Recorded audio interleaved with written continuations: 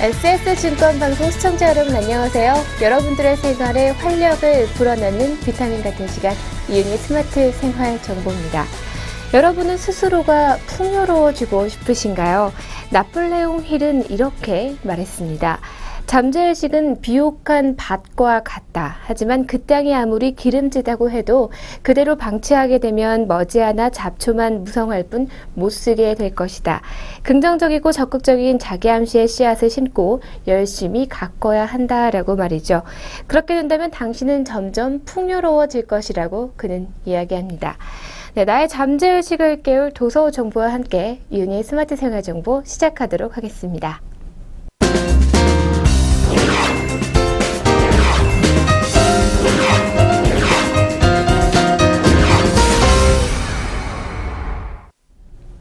오늘 함께할 첫 번째 소식은요. 현대문학 작가가 아닌 이 고전문학 작가에 대해서 좀 알아볼까 합니다.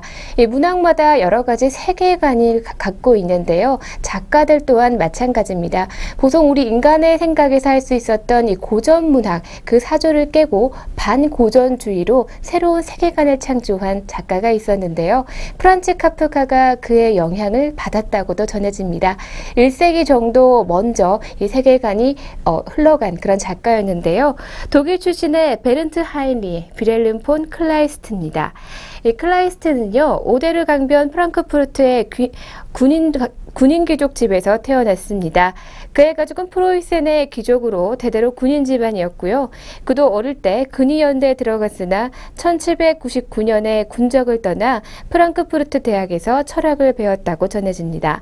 한때는 칸트 철학에 열중했지만 진리인식이 불가능한 것을 깨닫고 절망한 나머지 학업과 약혼자를 버리고 방랑생활의 여정에 올라서 독일과 그리고 스위스, 이탈리아 등을 전전했다고 합니다. 클라이스트는 고집이 세고 또 철저한 성격은 현실과 사사건건 격돌하면서 그의 인간적 비극이 생기기도 했다고 전해지는데요. 클라이스트는 헬더린 그리고 장파울과 함께 독일의 반고전주의 문학의 대표 작가입니다. 장파울, 헬더린, 클라이스트는 고전주의의 기준에 무릎을 꿇고 고전주의의 조화적 세계에서 만족할 수 없었기 때문에 이 반고전주의 사조가 시작이 됐다고 하는데요. 고전주의의 이상주의적인 교양의 문제가 헬더린에게 있어서는 종교적인 문제로 변모가 됐었다면 클라이스트에게는 이 교양의 문제는 그것이 자기 생존 그 자체를 뒤흔드는 것으로 비극적인 문제로 발전되어 갔다고 합니다. 동시대 장파울이 바이마르의 반기를 들고 자유분반한 감정과 유머의 장점을 부르짖고 이 헬더린은 현실의 여러 가지 근원 속에 내재한 신적인 것을 종교적인 체험으로 하고 이 고전주의에서 이탈해 나갔다면 클라이스트 같은 경우는 실로의 이념 신앙도 또한 괴테의 구제국도 모두 반대하면서 작품을 쓴 것인데요. 이 숙명적인 것에 인간이 말려 들어가는 비극이었지만 그 숙명은 인간의 인식의 한계에 따라서 지금 인간이 불가해한 이 수수께끼 부분을 가지고 세계에서 살고 있는 그 존재의 한계성에서부터 기인한 것이었다고 할 수가 있습니다. 네, 그런데 클라이스트는 단지 비극 작가만은 아니었는데요. 그는 바이마르의 고전주의가 할 수 없었던 희극을 만들고 또 노벨레와 쇼트 스토리의 새로운 형식 그리고 새로운 스타일의 소설 구성과 언어를 창출하기도 했습니다. 네, 그는 실제 생활은 비극적이었다고 전해지는데요. 그러나 이러한 비극에도 불구하고 그의 문학 작품의 내부 세계는 아주 다양하고 또 작품의 형태는 매우 광범위하게 펼쳐져 있었다고 합니다. 네, 그리해서 그곳에 펜테질레아에서 볼 수 있는 것과 같이 정열과 서정성이 있는가 하면요. 또 깨어진 항아리에서 볼 수 있는 것과 같은 노련한 작품 구조도 있고요. 또 하임브론 켄트엔과 같은 극동화가 있는가 하면 홈부르크의 왕자 프리드리히와 같은 몽상과 현실 사이에 탁월한 장면 형식을 보여주는 그런 극형식의 글도 존재합니다. 네, 그는 칸트 철학에 의해서인지 또는 피에테 철학에 의해서인지 확실하게 지금까지 잘 알려진 것은 없지만요. 절대적인 인식은 존재하지 않는다는 것을 통찰하게 됐다는 것입니다. 마음의 진실과 외계의 현실을 일치할 수 없다라는 것인데요. 클라이스트는 이 현실을 피해서 이상의 나라로 도망칠 수도 없었다고 합니다. 또한 이 현실을 그가 확신해서 가슴속에 품고 있었던 진실과도 또 일치할 수 없었다는 것인데요.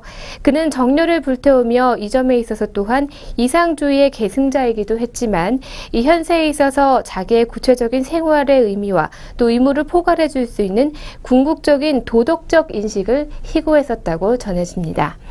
창조적이며 마신적인 인간답게 그의 특유한 진념으로서 그는 결단과 위기와 당돌한 중단을 되풀이하면서 위에서 언급한 바가 있는 궁극의 생활의 목표를 얻기 위해서 분투했다고 하는데요. 한순간도 가만히 있지 못하는 그의 성급한 성품은 마치 저주와도 같이 비극으로 끝난 짧은 생애 속에 일관되게 계속되어 왔다고 합니다. 네, 그것은 그의 삶에 대하여 절망한 끝에 신비적인 구제감에 잠겨 베를린 교회의 반호반에서 권총으로 종말을 구할 때까지 계속해서 지속이 됐다고 전해집니다. 네, 미하엘 콜하스의 선택은요, 바로 하인리 폰 클라이스트의 소설 미하엘 콜하스를 스크린으로 옮긴 그런 작품인데요. 독일 원작의 프랑스 감독 그리고 덴마크 배우의 조합은 다국적 영화라는 현대 트렌드를 반영하기보다 이 이야기가 얼마나 보편적으로 공감할 수 있는지에 대한 주제를 담고 있다고 할 수가 있습니다. 네, 이 소설에 대해서 간단하게 이야기를 하자면요. 말상인이었던 콜하스는 남작에게 잡혀있던 자신의 말 두 필과 두 필이 처참한 상태가 된 것을 보고 재판을 요청하게 됩니다. 그러나 공기관의 부정부패로 인해서 그 요청이 기각이 되고요. 공주에게 이의 신청을 하러 떠난 아내마저 살해당하자 콜하스는 군사를 모아 반란을 일으킵니다. 밀케스는 상실의 슬픔 가운데 이성적으로 행동하려고 애쓰는 콜하스에게 생기를 불어넣음으로써 정당성을 부여하고 또 나아가 그의 폭력에 미사여구를 동원하게 할 만큼 관객들을 압도하게 됩니다. 그래서 제도로부터 보호받지 못한 권리를 되찾는 콜하스의 행동은 용맹하고 또 정의롭게 느껴집니다. 또한 그가 바랐던 것은 오로지 적법한 재판이고 피피 복수나 권력 장악과는 거리가 멀다는 점에서 성인으로 비춰지기까지 하는데요. 그러나 혁명의 성공을 눈앞에 두고 콜하스는 평소 존경하던 종교개혁가 마르틴 루터에게 엄중한 질책을 듣게 됩니다. 콜하스의 선택은 그가 믿는 정의에 입각한 것일 뿐 조화와 공존을 강조하는 루터의 사상이나 교리와는 달랐던 것인데요. 결국 콜하스는 재판을 통해 건강한 상태의 말들을 되찾지만 반란죄에 대한 처벌은 면치 못하게 됩니다. 네, 이 진중한 영화는 먼저 당신이라면 이라는 그런 질문을 던지고 있는데요. 종교적 정의의 세례를 받은 16세기 평민이라는 전제하에 악인에 대한 심판은 신에게 맡기고 묵묵히 부조리를 견뎌 나갈 것인가, 아니면 콜하스와 같은 선택을 할 것인가, 그것도 아니면 완전한 체제의 전복을 도모할 것인가 라는 것입니다. 물론 정답은 없지만 논리는 필요할 것으로 보이는데요. 쉽지 않은 질문에 대한 대답을 망설이는 동안 영화는 아마 호소하게 될 것입니다. 콜하스의 반란에 대한 동의와 내적 갈등에 대한 이해, 그리고 냉혹한 결말의 슬픔은 조용하고 나긋나긋하게 그러나 강하고 집요하게 그러는 사이 관객들은 죄와 벌, 정의와 자비라는 태제로부터 뜻밖의 사유의 즐거움을 얻게 되는 그런 영화이기도 합니다. 네, 지금까지 독일의 반고전주의 문학의 선구자인 베른트 하인리 빌헬름 폰 클라이스트와 함께 했습니다.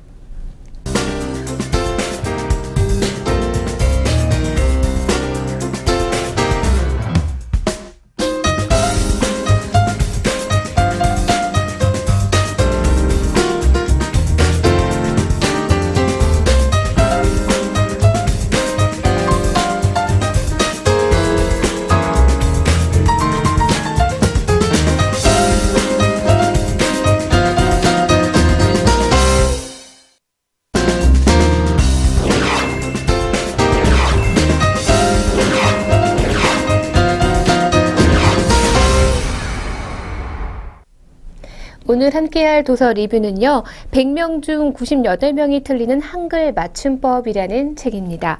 어린 백성을 위해 세종대왕이 한글을 창제한 600년 가까운 시간이 지난 오늘날 우리말 한글은 그 어느 때보다 커다란 위기에 처해져 있는 것처럼 보이는데요. 인터넷과 온라인에서 행해지는 한글 파괴 현상과 외래어와 속어 그리고 비속어의 무분별한 사용이 본래 우리말이 가지고 있었던 그런 아름다움을 해치고 있다는 것입니다. 최근 신문 기사에도 이러한 심각성을 알리는 기사들이 많아지고 있는데요. 더 큰 문제는 인터넷상에서 작성되고 있는 유포된 기사들 속에서도 너무나도 잘못된 표현과 맞닥뜨리게 되는 경우가 많다는 것인데요. 한글의 파괴와 규칙의 상실은 단순히 교육 수준의 문제가 아니라 한글을 사용하고 대하는 사람들의 마음가짐이 굳이 바른 말과 옳은 표현을 찾아 쓰려 하지 않는 데에서 더 큰 문제를 알 수 있습니다. 예전에 잘못된 표현을 사용하는 것이 부끄럽고 또 바로잡아야 할 것으로 여겨졌다면 요즘에는 반대로 이제는 너무 많은 사람들이 너무 많이 잘못된 방식으로 한글을 사용하고 있기 때문에 굳이 바로잡으려 하지 않는다는 것인데요. 이렇게 미련하게까지 바로잡으려는 노력이 미련하게까지 보이는 그런 지경에 이른 부분도 있습니다. 네, 바른 언어의 사용이 중요한 이유. 인간들은 자신이 사용하는 언어를 통해 생각하고 표현하기 때문에 그러한데요. 조속한 표현과 잘못된 사용만을 익히고 있는 사람은 저속하게 생각할 수밖에 없고요. 또 저속하게 생각한 결과를 그대로 외부에 표출할 수밖에 없는 것인데요.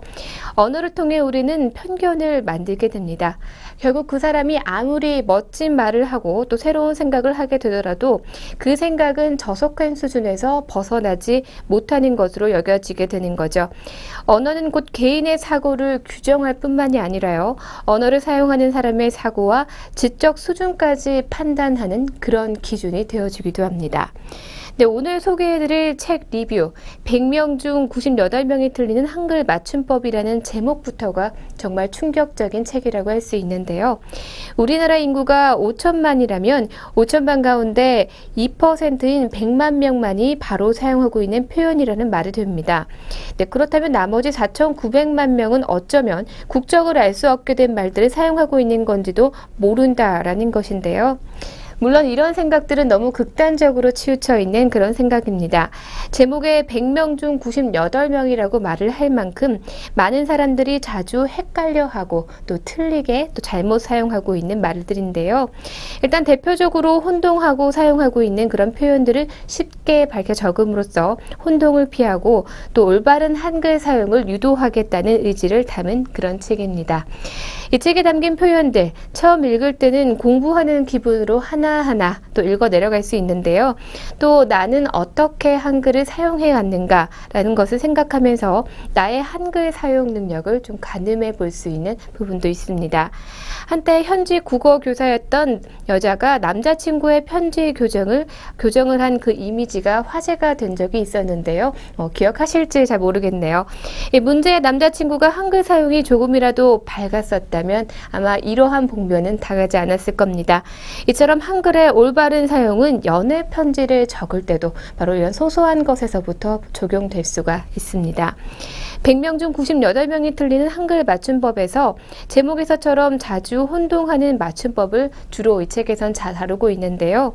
저자가 들어가는 말에서 제목으로 삼은 맞춤법도 법이다는 이런 말은 무척 의미심장하게까지 들리게 합니다.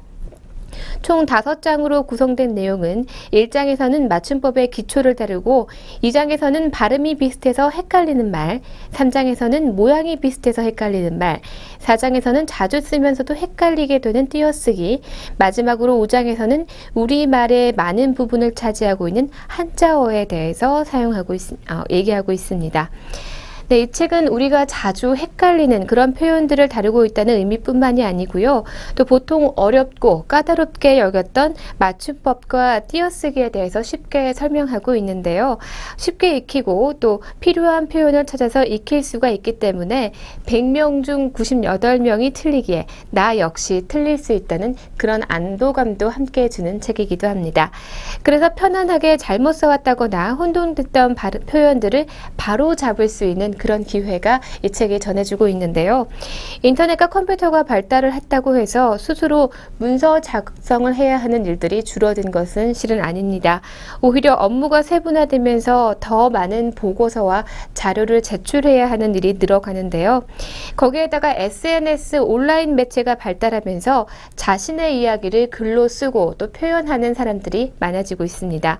하지만 절대적인 숫자가 늘어난 만큼 질적인 부분도 증가했다라고 보기는 조금 어려울 것 같은데요. 이런 상황에 있는 만큼 글쓰기와 한글 사용에 있어서 기본이 되는 맞춤법과 표현에 적확한 표현을 바르게 써서 신뢰를 높이는 것도 효과적인 방법일 거란 생각이 듭니다. 네, 가끔 이런 모습을 볼 때가 참 많습니다. 영어로 말할 때 또 쓰기를 잘못하거나 이럴 때는 부끄러워하는 사람들, 그래서 영어를 잘 하지 않는 사람들이 많지만 왜 우리말을 잘못 쓰고 있는 것에 대해서는 부끄러움을 느끼지 않을까에 대한 의문인데요. 여러분들의 국어 생활 점수로 매긴다면 몇 점 정도 주실 수 있습니까? 네, 계속해서 저자 소개를 좀 해드릴게요. 저자 김남미는 서강대학교 국문과를 졸업하고 동대학원에서 국어학으로 박사학위를 받았습니다. 현재 서강대학교 글쓰기센터 연구교수로 일하면서 대학생에서부터 직장인, CEO, 전업주부에 이르기까지 다양한 계층의 사람들에게 우리말과 문법 그리고 글쓰기를 가르치고 있는데요. 까다롭고 어렵게만 느껴졌던 우리말 체계를 대중의 눈높이에 맞춰 누구나 쉽고 편안하게 배울 수 있도록 이끄는 그녀의 강의는 점점 더 많은 사람의 지지를 얻고 있습니다. 2010년에 출간한 친절한 국어 문법은요, 문화체육관광부의 우수도서로 선정이 되기도 했습니다. 네, 지금까지 여러분들의 국어 생활을 바르게 인도해줄 길잡이 도서 100명 중 98명이 틀리는 한글 맞춤법과 함께 했습니다.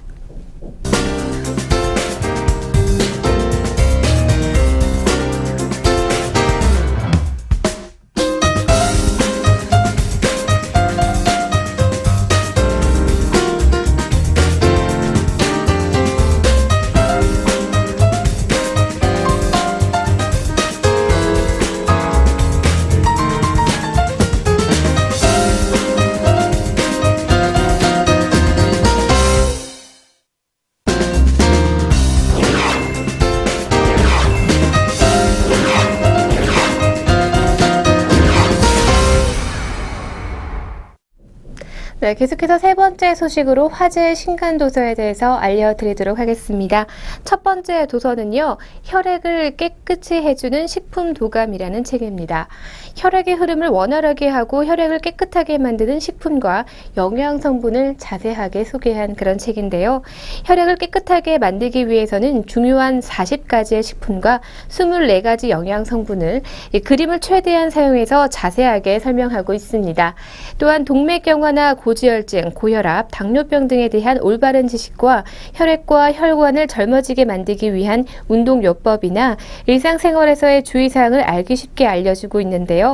따라서 이 책은 혈액순환에서 이로운 음식들을 과학적이고 또 영양학적인 관점에서 전문 지식이 없더라도 누구나 활용할 수 있도록 쉽고 간결하게 잘 정리가 되어 있습니다. 현대인 모두에게 많은 도움을 줄 수 있는 그런 책입니다. 네, 다음 두 번째 책은요, 팝 경제를 노래하다라는 책인데요. 대중음악평론가 임진모가 1930년대 경제 공황기부터 2000년대 세계 금융위기까지의 경제사를 대중음악 팝을 통해서 훑어내려간 그런 책입니다. 저자는 고등학생 시절 이글스의 호텔 캘리포니아를 듣고 적지 않은 충격에 빠졌다고 합니다. 당시 한 해외 시사주간에서 이 곡은 아메리카 드림의 상실이라는 주제의식과 캘리포니아로 대표되는 미국의 뒤안길을 쓰라리게 해부한 노래라는 평가를 한 것을 읽고 음악 비평이 정치와 경제를 포괄하는 사회성의 장치가 있음을 깨닫게 된 것인데요. 이에 저자는 시대적 배경과 맥락이 음악의 메시지를 푸는 열쇠가 된다는 것에 초점을 맞춰서 접근을 했습니다. 1930년대 미국은 대공황기를 겪었죠. 아무런 대공황기의 경제 현실에 모두의 염원이 담긴 한 줄의 희망의 빛을 노래한 무지개 너머 어딘가에는 경기 회복에 대한 열망이 담겨 있습니다. 1960년대 불경기에 영국 경제가 탄생시킨 비틀즈, 내가 원하는 것은 돈. 1970년대 오일 쇼크와 함께 장기 불황에 빠진 영국에서 태어난 펑크록, 부의 양극화와 X세대 등장에 알린 스멜스 라이크 티스피릿은 대중음악의 경제에 민감한 대중의 정서를 직간접적으로 반영하는 창구의 역할을 하고 있습니다. 네, 이 책은요, 미국과 영국을 중심으로 한 세계 경제 상황을 일별하며 영미 대중음악사의 흐름을 짚어가고 있는데요. 또한 팝송과 가요 72곡의 중요 가사 부분을 번역해 원어와 함께 수록을 하고 있습니다. 각 곡마다 QR코드를 삽입해서 책을 읽으며 노래를 들어볼 수 있는 등 당시의 경제적 상황과 사회상을 이해할 수 있는 그런 도움을 주고 있는 책입니다. 네, 다음 세 번째 도서 알려드리도록 하겠습니다. 사장의 돌인데요. 일본에서 가장 존경받는 기업가 중에 한 명인 이나모즈 가즈오의 책입니다. 그는 최근 파산 위기에 처한 일본 항공의 회장으로 취임해 1년 만에 흑자 전환에 성공을 했는데요. 2년 8개월 만에 주식시장 재상장 등 극적인 V자 회복을 이뤄내 큰 이슈가 되기도 했습니다. 이 책은 바로 자신의 경영 밑바탕에 깔려있는 수십 년간의 경영 현장에서 변치 않게 지켜온 인생과 경영 철학을 담은 그런 책입니다. 네, 그런데 이 책에 따르면 이나모리 가즈오의 시작은 그리 찬란하진 않습니다.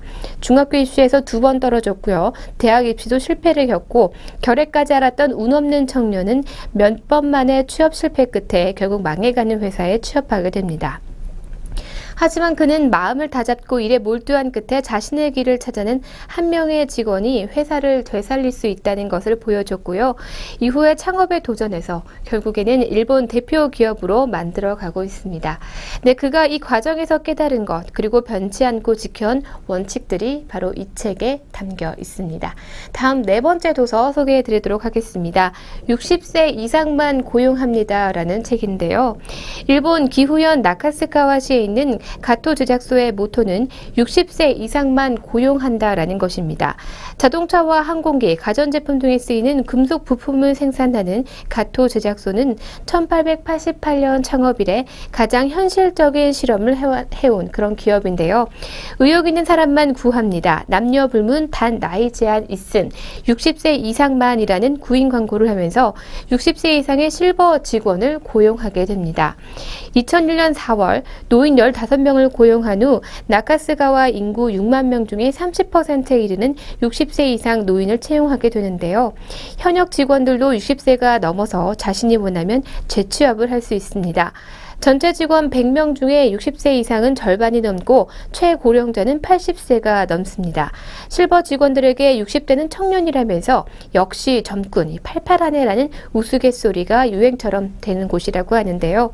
주요 공정은 현역 직원이, 단순 지원 업무는 실버 직원이 맡는 능력별 워크쉐어링을 통해서 1년 365일 연중 무휴 공장을 운영한다고 합니다.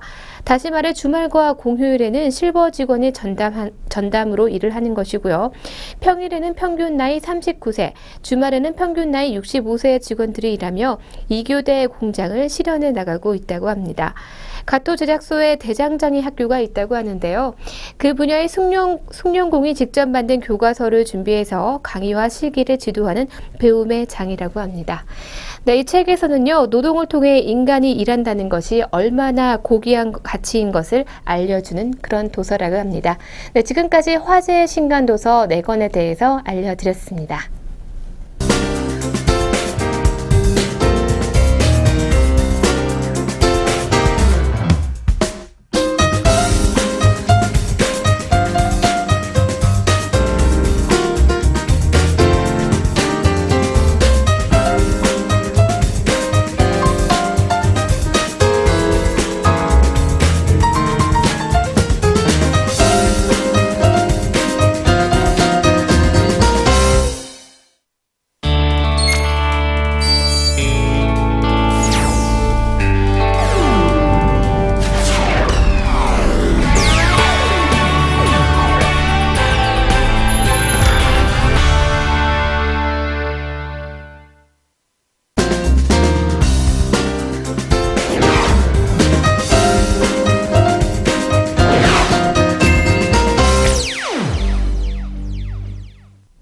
오늘의 스톡 시간입니다. 계속해서 여러분들에게 도서 정보 알려드리고 있는데요. 오늘 종목 한 가지 알려드리도록 하겠습니다. 삼성출판사고요. 종목 번호는 068290입니다. 출판업을 주업으로 하고 있고 고속도로 휴게소업, 또 임대업을 영위하고 있고요. 또 종속회사는 초등 온라인 교육 서비스 사업을 하고 있습니다. 주로 서점과 할인점 서적 코너를 통해서 판매하고 있고요. 유아동 단행본 시장에서 독보적인 위치를 점하고 있는 그런 회사입니다. 이외에도 홈쇼핑과 인터넷 서점 등을 통한 다양한 매출 채널을 확보해서 활발한 투자가 이루어지고 있습니다. 출판과 문구 사업이 전체 매출의 80% 정도의 수준이고요. 온라인 교육, 휴게소, 임대사업 순으로 매출 비중을 차지하고 있습니다. 삼성출판사는 신제품, 드림큐브 등 스마트북 사업 수요의 확대와 종속기업 아트박스의 문구 펜시 부문의 판매 호조가 예상되면서 매출 성장이 기대되고 있는 그런 종목입니다. 네, 지금까지 삼성출판에 대해서 알려드렸습니다.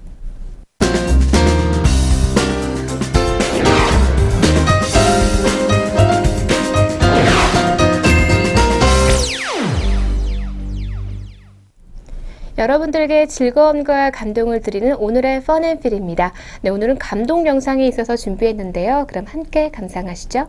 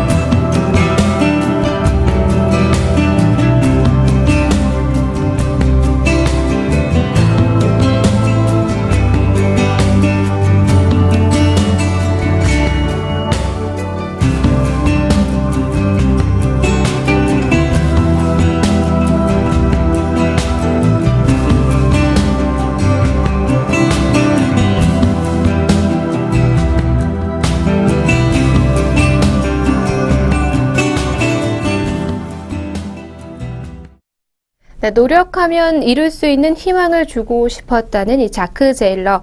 그는 죽음의 문턱을 밟는 그 순간까지도 노력을 했는데요.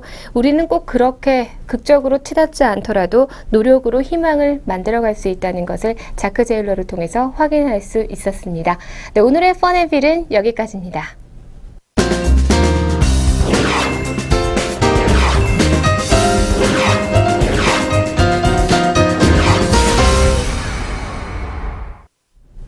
네, 오늘 함께한 시간 어떠셨나요? 어제에 비해 이어 오늘은 또 맑고 청명한 날씨가 계속되고 있는데요. 즐거운 오후 시간 보내시기 바랍니다. 저는 내일 이 시간 더욱 알찬 내용으로 함께하도록 하겠습니다. 시청해주신 여러분 고맙습니다.